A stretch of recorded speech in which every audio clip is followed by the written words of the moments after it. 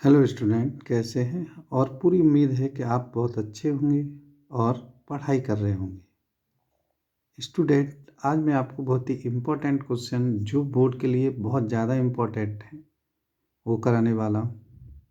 मैं कोई भी स्टैंडर्ड सेट बताऊंगा और उसे आपको बहुत अच्छी तरह से सॉल्व करना आना चाहिए, चाहे वो किसी भी पब्लिकेशन का हो।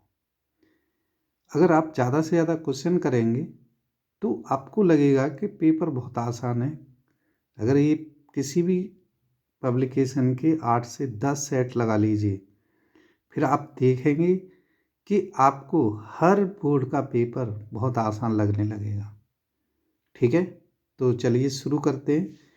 जैसा कि ये आपके सामने एक सेट है, 3 घंटे का समय होगा और 80 नंबर का आपका मार्क्स का आएगा ही। क्वेश्चन दे में 5 सेट होंगे, A, B, C, D और E। पहले में 20 क्वेश्चन, दूसरे में 5, तीसरे में 6 और चौथे में 4, पाँचवें में 3। पहले के जो क्वेश्चन हैं MCQ, उसे मैं कराऊंगा लगभग सभी सेटों के पहले।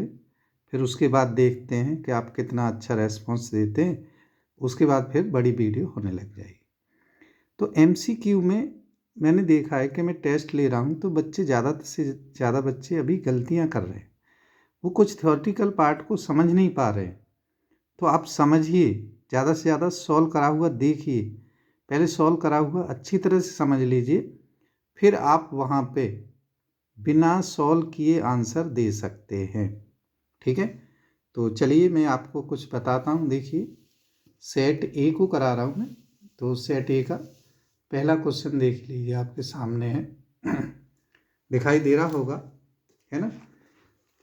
तो देखिए, जब आपको ये दिखाई दे रहा है तो पढ़िए अच्छी तरह से। और क्या है, देखिए क्या है कि the ratio of LCM and HCF, किसका रेशो, नंबर 1 क्वेश्चन। तो सेक्शन ए है और CBSE 2024 के लिए। ठीक है, तो ये आपको बहुत अच्छी तरह से पहला क्वेश्चन क्या कह रहा है, LCM और HCF का रेशो। अब देखिए बच्चों, आपका जो है, आप 5, 15 और 20 का LCM न ले पाए 10th में आके तो बहुत गलत बात है। फिर भी मैं बता देता हूँ, ठीक है, कि आप जो है 5 को 1 × 5 या 5 ही लिख सकते हैं। 15 को 3 × 5 लिख सकते हैं। 20 को बच्चों 2 × 2 × 5 लिख सकते हैं। देखिए, कॉमन तीनों में वैल्यू 5 है। फिर 3 लिख लीजिए, फिर 2 × 2 लिख लीजिए। और इसका जो LCM है, ये क्या है, LCM। अगर मैं HCF की बात करूं तो देखिए 5 तीनों में कॉमन है, तो 5 HCF हो गया। तो आप क्या रखेंगे यहाँ पे, इनको रख दीजिए, मल्टीप्लाई भी मत करिए, कोई बात नहीं। ठीक है, फिर 2/5, 5 से 5 काट दीजिए 1 टाइम्स, तो आप देखेंगे 12/1 या 12:1 आपका आंसर है। अब देख लीजिए आंसर में कौन सा पार्ट है। 12:1 आपको दिखाई दे रहा होगा, ये वाला पार्ट है D। तो D आपका ये आंसर है। ठीक है बच्चों, आपको यहाँ 1 आंसर कैसे लिखना है, क्वेश्चन 1, और इसके आगे D लिख देना है। बहुत से बच्चे राइट मार रहे हैं, ये कर रहे हैं, ये सब करने की ज़रूरत नहीं है। ठीक है, तो नेक्स्ट जो क्वेश्चन है, देखिए अब question number 2। If 1 - p is a roots of, किसका रूट्स है, 1 - p, x² + px + 1 - p = 0, then roots are. तो रूट्स क्या होंगे? सबसे पहले बात बताऊं बच्चों, जब भी कोई रूट्स होता है तो उसमें x की जगह रख देते हैं और 0 के बराबर रखते हैं, जिससे हमें कांस्टेंट वैल्यू दी हुई होती है वो आ जाती है। तो देखिए ये क्या है, 1 - p है ना, 1 - p इज ए रूट। तो इसका मतलब है कि हम x की जगह क्या रखेंगे, x equal to 1 minus p रख दें। ठीक है, तो 1 माइनस पी किस में रखें, 1 माइनस एक्स स्क्वायर है, तो चलो मैं लिख देता हूँ x square plus p x plus 1 minus p equal to 0। तो रख दीजिए 1 माइनस पी का square plus p into 1 minus p plus 1 minus p. तो आप देखेंगे, चलिए दिखाई नहीं दे रहा होगा, मैं बता देता हूँ जैसे तो कितना है, मैं क्वेश्चन उस समय पढ़वा दूंगा तो आप देख लीजिए। ठीक है, ये है, रख दिया। तो 1 माइनस पी इसमें कॉमन है, देखिए सब जगह 1 माइनस पी है, तो 1 माइनस पी कॉमन लेने पे 1 माइनस पी प्लस पी और प्लस 1 इक्वल टू 0। आप देखेंगे कि पी से p cancel, 1 minus p into 2 equal to 0। तो p की जो वैल्यू है वो 1 आ गई, 2 तो 0 में चला जाएगा। ठीक है, p कितना आ गया, 1। अब इस इक्वेशन में रख देते हैं 1, रख दें 1।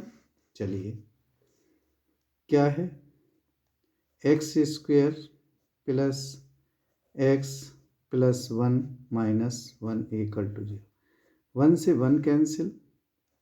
ठीक है, x कॉमन लें, बचा क्या, x square plus x equal to 0। x common लिया, x प्लस 1 इक्वल टू 0। जब ऐसा पार्ट होता है तो हम क्या करते हैं, पहले x इक्वल टू 0 रखते हैं, तो x 0 हो गया। फिर x minus 1 equal to 0, x plus 1 equal to 0, तो x इक्वल टू माइनस। तो पॉइंट बच्चों क्या आ जाएंगे, 0 कॉमा माइनस 1 आएंगे। क्या आएंगे, 0 comma minus 1।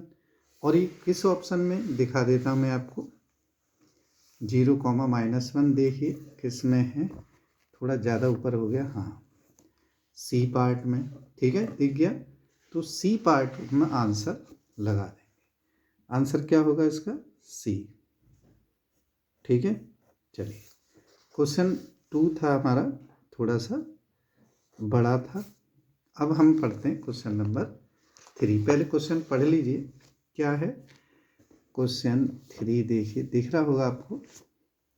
The HCF of 2, 4, 7, 2, 1, 2, 8, 4 and third number n, ये वाला है, is 12 and their LCM 2 की पावर 3, 3 की power 2, 5, 103 and 107।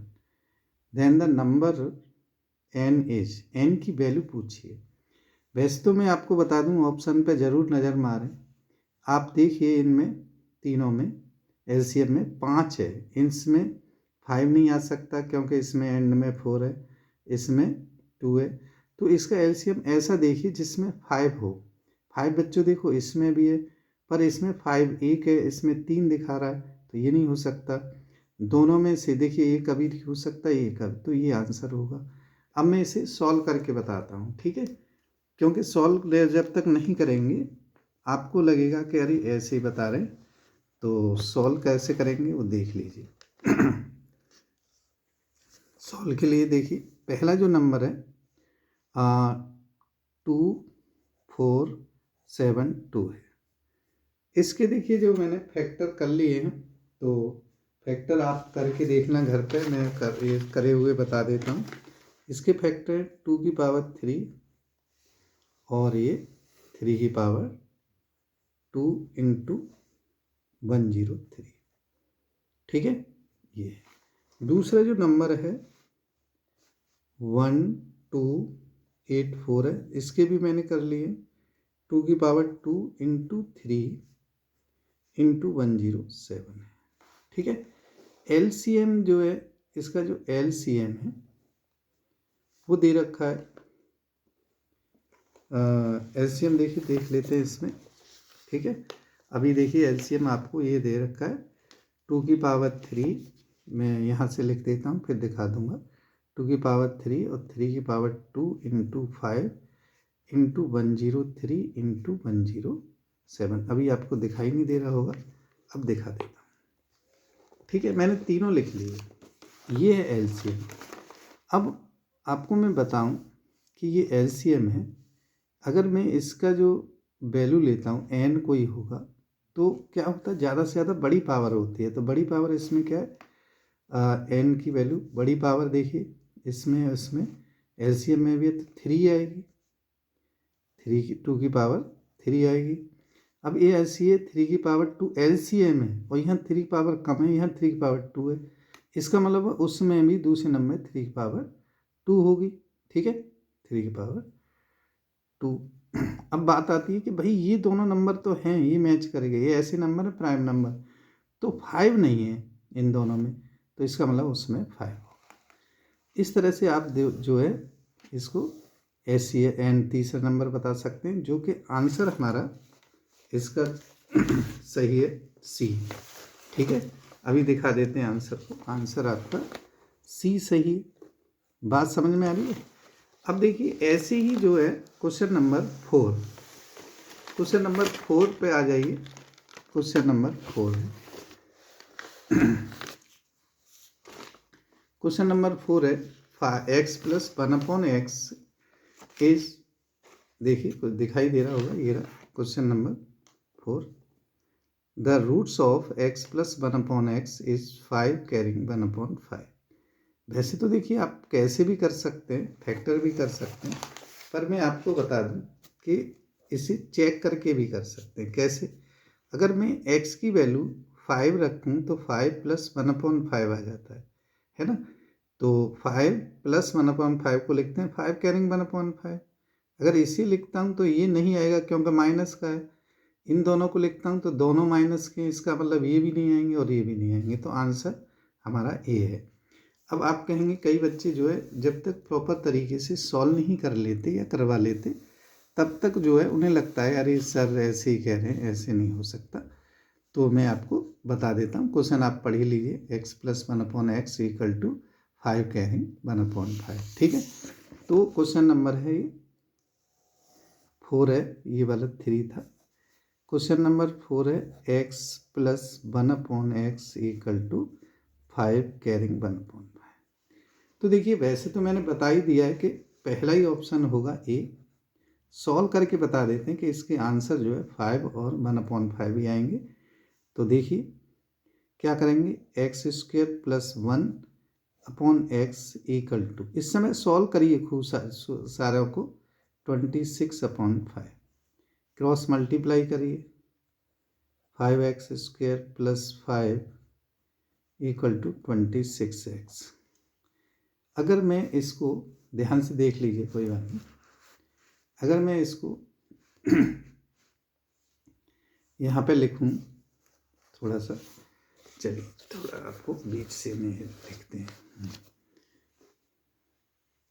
5x² minus 26x plus 5 equal to 0।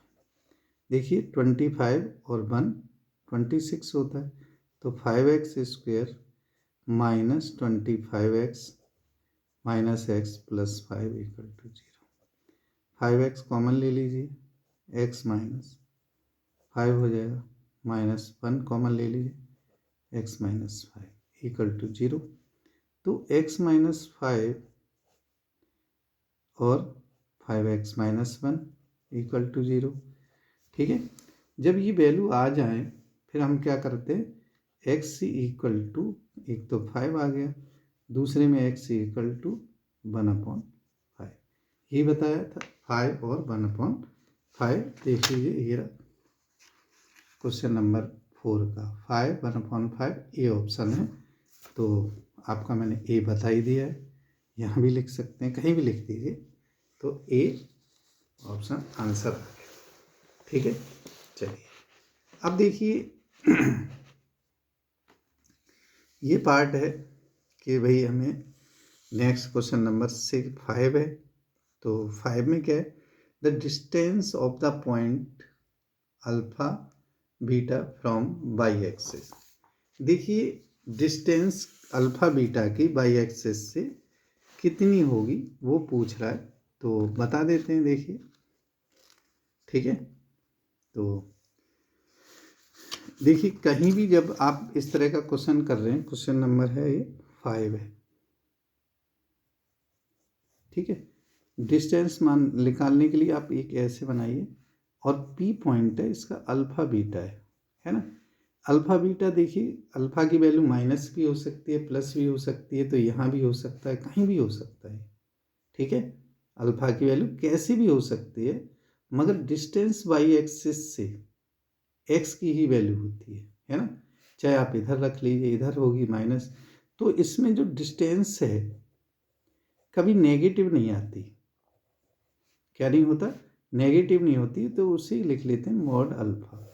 तो ये आपका आंसर होगा, और ये आंसर है आपका बी पार्ट है ना। जिन बच्चों ने करा था ए, तो उनका ए सही नहीं है, ये बी पार्ट है मॉड का अल्फा, इसका आंसर होगा। देख लीजिए आपके क्वेश्चन का, ठीक है, इस तरह से। क्वेश्चन 6 है, थोड़ा ये प्रॉपर्टी बेस्ड क्वेश्चन है, तो आप इसको ध्यान रखेंगे। The height of mountain is found to be using the idea of indirect measurement, मतलब थोड़ा आइडिया लगा के, which is the based on the, ठीक है। तो देखिए, प्रिंसिपल ऑफ कॉन्ग्रुएंसी से नहीं हो सकता, प्रिंसिपल ऑफ सिमिलरिटी से हो सकता है, प्रिंसिपल ऑफ इक्वलिटी से नहीं हो सकता, नन ऑफ दिस। तो क्यों हो सकता है वो मैं बताता हूँ। यह है क्वेश्चन नंबर 6, देख लीजिए फिर दोबारा, ठीक है। मैंने इधर रख देता हूँ अभी से। तो क्या है principal of similarity? Question number 6 में क्या होता है, जैसे मान लीजिए कई बार हम क्या करते हैं कि एक टावर या माउंटेन खींच लिया, उसी टाइम पे जैसे हम इस तरह से उसकी रे जा रही है, शैडो होती है, बीच में कुछ लंबाई का इस से टच करता हुआ खंबा या टावर लगा देते हैं, या क्या पोल लगा देते हैं। और जैसे ही, क्योंकि ये सिमिलरिटी है, तो जिस हाइट का रेशो होगा उसी हिसाब से इसकी शैडो, पूरी शैडो का रेशो होगा, है ना। तो ये क्या होता है, शैडो को D1 D2 कह लें भाई। D1 छोटे की है और D2 बड़े की है ना। ऐसी H1 छोटे की है और H2 हाइट कितनी की है, बड़े की है। तो ये सिमिलरिटी से हो जाता है। आ रही बात समझ में? तो ये principle of similarity part b होगा इसका आंसर। बात समझ में आ रही है? चलिए, अब देखिए नेक्स्ट है जो नेक्स्ट पार्ट के लिए आप ध्यान रखेंगे, क्या है question number 7, tan theta. Question number 7 आप पढ़िए, खुद पढ़िए। If tan theta plus cot theta equal to 4, then tan 4 theta plus cot 4 theta is equal to.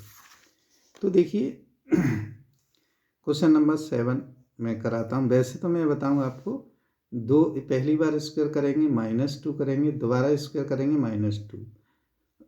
4 का स्क्वायर 16 होता है, 16 का फिर में से 2 कम करेंगे 14। चलिए बताता हूँ। tan theta plus cot theta equal to 4 है, ठीक है।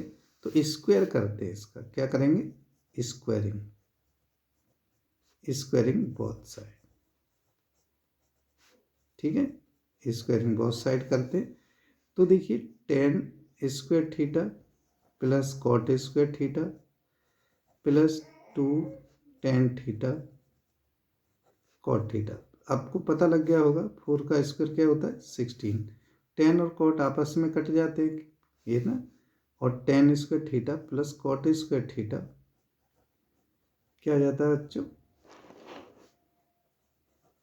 ये 2 को उधर भेज दीजिए, 16 - 2 इक्वल टू 14। अब हमारे पास 14 आ चुका है। अब हम क्या करेंगे कि इसका फिर दोबारा स्क्वायर कर देंगे, स्क्वायरिंग बोथ साइड, ठीक है। स्क्वायर कर दें।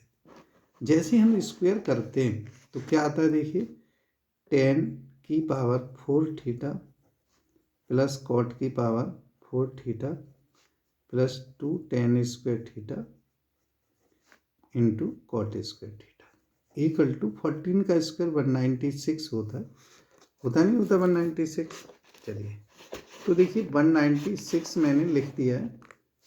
अब यहाँ पे देखेंगे कि tan 4 theta as it is, यहाँ से स्क्वायर वाला टर्म कट जाएगी। पता है ना क्यों कटेगी? क्योंकि टेन थीटा और कॉट थीटा एक दूसरे के रेसिप्रोकल होते हैं। +2 = 196। तो tan 4 theta plus cot 4 theta = 196 - 2 = 194। तो ये ऑप्शन देख लीजिए 194 बी पार्ट में है ना, बी पार्ट में। चलिए, तो इसका आंसर जो होगा बी होगा। क्या होगा इसका आंसर? बी। ठीक है।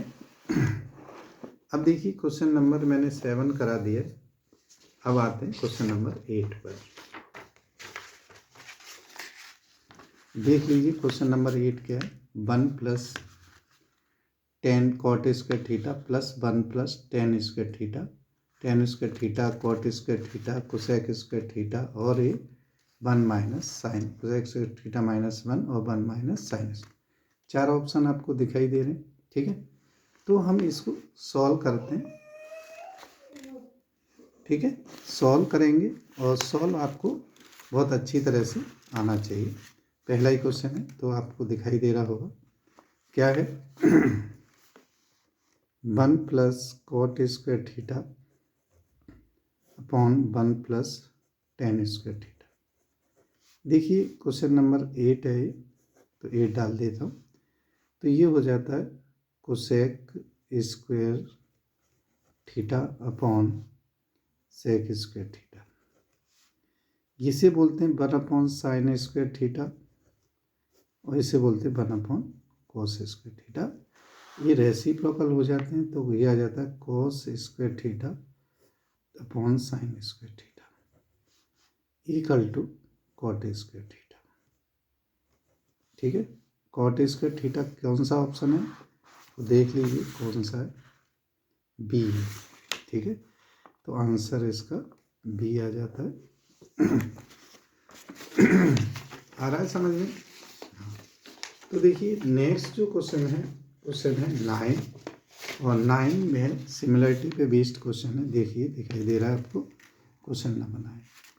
इन ट्रायंगल, ये रहा in triangle PQR and triangle MNS, PQ upon NS, QR अपॉन MS, PR अपॉन MN। मैं आपको बताऊं बच्चों, आपको क्या करना है, ये रेशो मैच करना है। अगर किसी का एक ये पार्ट भी सही है, ठीक है ना, तो समझ लीजिए वो बिल्कुल सही आंसर होगा। जैसे PQ लिखा है ना, यहाँ देखिए PQ किसके साथ है, NS के। PQ यहाँ किसके साथ है, MN के। इसका मतलब ये नहीं हो सकता, है ना।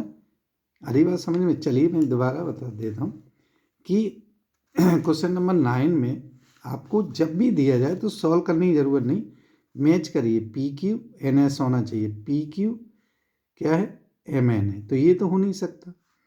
Q, हाँ PQ यहाँ का SM है, क्या होना चाहिए, NS या SN। PQ SM ये भी नहीं हो सकता। अब आ जाइए यहाँ पे QR है दोनों में, तो देखिए QR इसमें QR के साथ MS है, QR के साथ NS है, जबकि PQ के साथ हो तो ये भी नहीं हो सकता। अब देखिए नेक्स्ट QR के साथ SM, QR के साथ SM है और RP के साथ RP लास्ट वाला RP के साथ MN है, RP के साथ MN है। देख लीजिए MN है कि नहीं, MN। तो इसका जो आंसर होगा आपको मैं बताऊं, आपको ज़्यादा लिखने की ज़रूरत नहीं है। तो आंसर क्या होगा इसका, डी होगा। बात समझ में आ गई? जैसे देखिए मैंने अभी बताया है, मैं इस वाले को बताता हूँ, QRP सिमिलर SMN। आप ये देख लीजिए QR एक पार्ट को रखिए, दूसरा मिल जाना चाहिए। QR अपॉन क्या है, SM। अब देखिए RP है, RP अपॉन MN। अब मैच कर लीजिए, देखिए QR अपॉन MS, QR अपॉन MS या SM। ठीक है, RP आर पी या p r upon m n, p r upon m n है, तो देख लीजिए, कोई बात नहीं, दिखाई दे गया होगा। ठीक है, तो जब तक ये जो ऐसे पार्ट है एम एन है, देख लीजिए, दिखाई दे रहा है। हाँ, तो आंसर इसका कौन सा सही है? आंसर इसका डी सही है। चलिए क्वेश्चन नंबर 10 है। क्वेश्चन नंबर 10 क्या है देखिए, थोड़ा सा ध्यान रखना है। क्या है? इन टू राइट ट्रायंगल, क्या लिखा है देखिए, पहले मैं पढ़ता हूँ। If in two right triangle hypotenuse and one side, right triangle hypotenuse का एच, वन साइड का एस, है ना, edge of one triangle are proportional to hypotenuse one side and other triangle. ठीक है ना, राइट ट्रायंगल तो पहले ही बोल चुका है, तो हाइपोनियस और वन साइड एस के बराबर बोल दिया। तो इसमें क्या बोला है दोनों बार क्वेश्चन नंबर 10 में कि राइट एंगल हाइपोनियस, देख लीजिए, राइट एंगल हाइपोनियस और वन साइड मतलब एस, दूसरे ट्रायंगल के, है ना, राइट एंगल हाइपोनियस और साइड, रेशो होता है हाइपोनियस और साइड का, तो बता दिया ये किस क्या क्राइटेरिया बैठ रहा है, आर एच एस। ठीक है, क्या बैठ रहा है, आर एच एस, और आर एच एस है इसमें डी ऑप्शन। क्या है? D option. बॉक्स बना रहा हूँ जिससे आपको पता लग जाए कि डी ऑप्शन है। ठीक है, फिर है हमारा नेक्स्ट क्वेश्चन है, और बहुत ही मज़ेदार क्वेश्चन चल रहे हैं, देखिए आपको ये आने चाहिए, है ना। तो देखिए नेक्स्ट क्वेश्चन है हमारा, नेक्स्ट क्वेश्चन है 11। If the tangent p and p b, 11 question देखिए कहा है, if tangent p and p b from a point p to a circle with centre o are inclined to each other at a angle of 80 degree, then POA कितना होगा? ठीक है, POA कितना होगा देख लीजिए, एंगल है 50 डिग्री, 60 डिग्री, 70 डिग्री और 80 डिग्री। चलिए मैं बताता हूँ आपको, वैसे इसका आंसर 50 होगा, कैसे होगा वो मैं बताता हूँ। देखिए ये जो कहता है, इसने कहा कि एक सर्कल है, उसके टेंजेंट पी ए और पी बी है, पी ए और पी बी, ये ओ है, ओ से टच कर देते हैं इनको, और ये जो एंगल दे रखा है इनने, ये 80 डिग्री है ना, 80 डिग्री है। आपको मैं बता दूं, ये आधा आधा हो जाता है, ये 40, ये 90 है, तो ये 50 हो जाएगा, क्योंकि बचा दोनों का सम 90। तो एंगल जो इसका आना चाहिए आंसर क्वेश्चन नंबर 11 का, क्या आना चाहिए? 50 डिग्री। आंसर आपका समझ में आ गया। चलिए क्वेश्चन नंबर 12 है, the area of question number 12 देखिए, पढ़िए। The area of square inscribe in a circle, circle के अंदर एक स्क्वायर है, और जिस स्क्वायर सर्कल की रेडियस पी है, तो उसका एरिया क्या होगा? किसका? स्क्वायर का। तो देखिए मैं आपको स्क्वायर का रेडियस एरिया बताता हूँ क्या होगा। ठीक है, चलिए, तो ये क्या होगा आप देखिए, मैं पढ़ लिया क्वेश्चन। हाँ, P square upon 2, P square P upon 2 और पी स्क्वायर अपॉन √2। ध्यान से देख लिए, इंस्क्राइब्ड इन ए सर्कल, मतलब सर्कल के अंदर एक स्क्वायर है। ठीक है, तो बताता हूँ आपको, देखिए क्वेश्चन नंबर 12 है। क्वेश्चन 12, एक सर्कल बना लीजिए, छोटा सा सर्कल बनाता हूँ। ठीक है, इसके अंदर एक स्क्वायर है, क्या है? स्क्वायर, इसकी रेडियस ये हो गई, और ये रेडियस आप देखिए कितना है,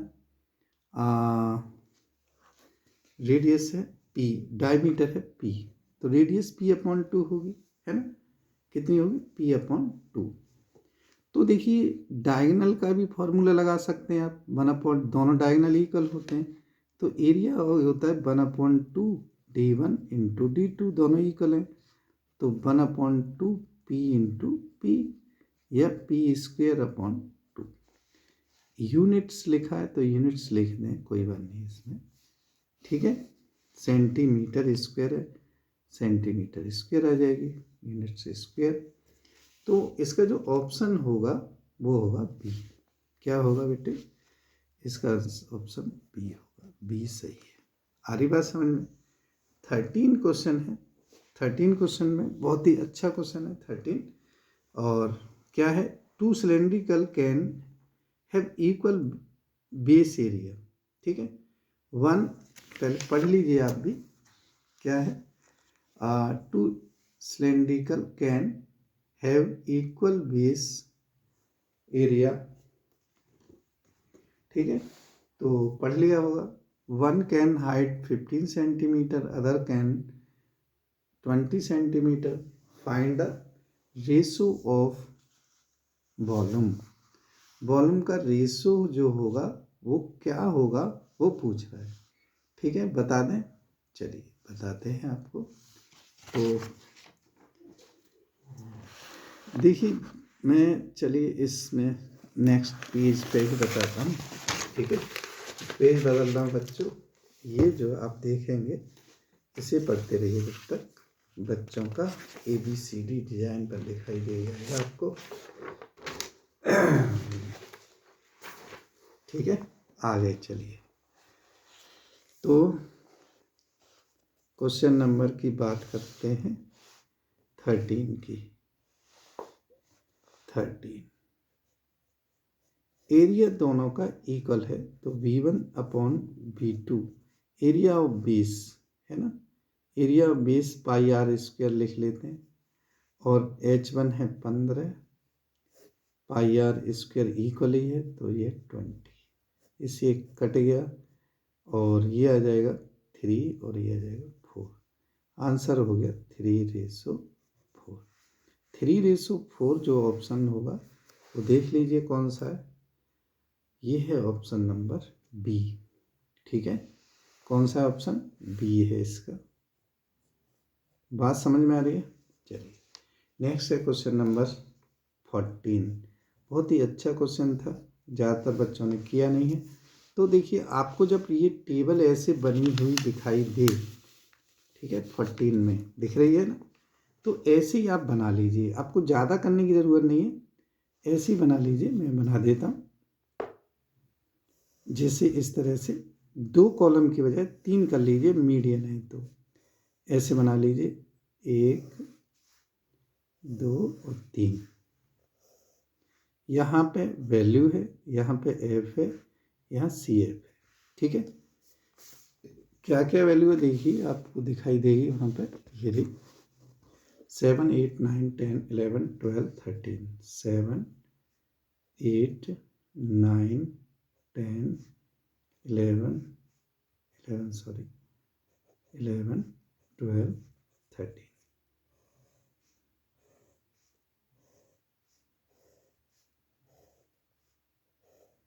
फ्रीक्वेंसी जो इनकी है 2, 1, 4, 5, 6, 1, 3। अब इनको CF निकालते हैं, 2 ऐसे ही, 2 और 1 3, 3 और 4 7, 7, 5 12, 12 और 18, 18 और 1 19, 19 और 3 22। n जो होता है 22 है, तो n/2, n/2 कितना हो जाएगा बच्चों? 11। कितना हो जाएगा? 11। अब देखिए जस्ट हम 11 से 11 या 11 के बराबर, 11 या 11 से बड़ा देखते हैं, तो आप देखेंगे ये इसकी वैल्यू क्या है? 10। तो मीडियन क्या होगा बच्चों? इसमें आपको कोई फॉर्मूला लगाने की ज़रूरत नहीं है, मीडियन इक्वल टू वैल्यू को देख के लिख देते 10, यही आंसर है। तो बहुत सारे बच्चों ने ये गलत किया है, आपको बहुत अच्छा करना है, ठीक है, क्योंकि ये गलत नहीं होना चाहिए। चलिए नेक्स्ट जो क्वेश्चन है वो आप देख लीजिए। नेक्स्ट क्वेश्चन दिखा रहा हूँ आपको। Question number 15। The circumference of circle is 352 metre, then its area in square metre. तो देखिए, वैसे जो मैंने ये जो क्वेश्चन है चलिए बताते हैं, बहुत ही इम्पोर्टेंट अच्छा क्वेश्चन है। तो क्या है सर्कमफेरेंस, देख लीजिए, मैं आपको पहले पढ़ा देता हूँ। ये वाला 15। if the circumference of circle 352 meter and then its area in square meters। ठीक है, तो आपको दिखाई दे गया होगा। चलिए भाई यहाँ पे लिख लेते हैं। सबसे पहले हम क्या लिखेंगे, सबसे पहले लिखेंगे सर्कमफेरेंस सी। 15 क्वेश्चन है, सी मतलब 2πr 352 है ना। तो r निकाले तो 352 अपॉन 2 इंटू 22 इंटू 7, तो 2 से हम काटें 1 और 176, फिर 22 से कितने बार कट जाएगा, 8 बार। ठीक है, 22 से 8 बार कट गया और इनका 8 इंटू 7 कितना है, 56। अब एरिया हमें फाइंड करना है। एरिया क्या होता है, एरिया होता है pi r square, pi r square. Pi की वैल्यू जो कितनी होती है 22/7, ये 56 इंटू 56 कर दीजिए, 7 से 8 जा, है ना।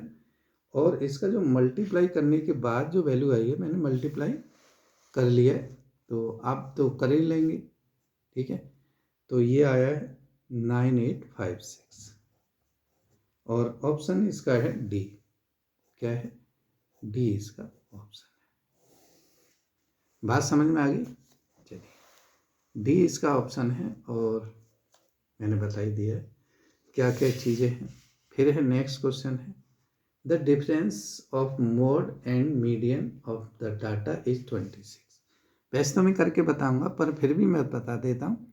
मोड और मीडियन का डाटा दे रखा है, मीडियन और मीन का डाटा पूछेगा, तो जो आपको डाटा गिवन है जैसे 26, जस्ट उसका आधा कर दीजिए, 13 आंसर होगा।